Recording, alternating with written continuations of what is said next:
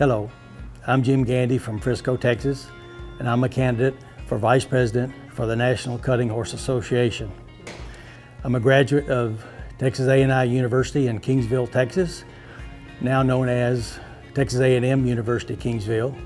I graduated with a Bachelor of Business Administration with a focus in management.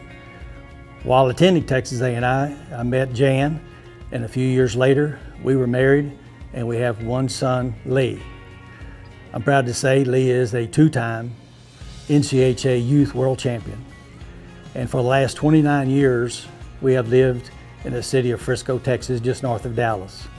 22 of those years, I served as president of the Frisco Economic Development Corporation. My family and I have owned cutting horses since 1977. Jan started showing cutting horses first, and when our son turned 12 years old, he began showing in the youth. Following that, I started showing as well. We enjoyed attending weekend shows as a family for many years. It was during those years I became president of a new affiliate based in San Marcos, Texas, as a part of the American Cutting Horse Association. I served that capacity for a period of 3 years.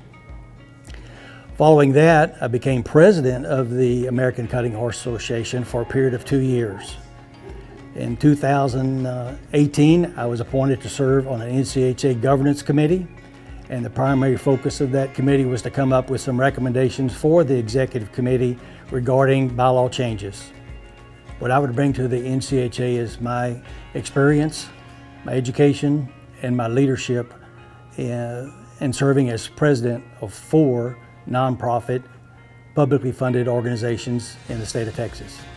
It would be my goal to represent all members in all divisions in a fair and equitable manner. You know, members are the association, and without members, there would be no association. When a person joins the NCHA, they're basically saying, I see something I like and I want to be a part of it. It's the job of the NCHA to deliver that opportunity for every member at every level.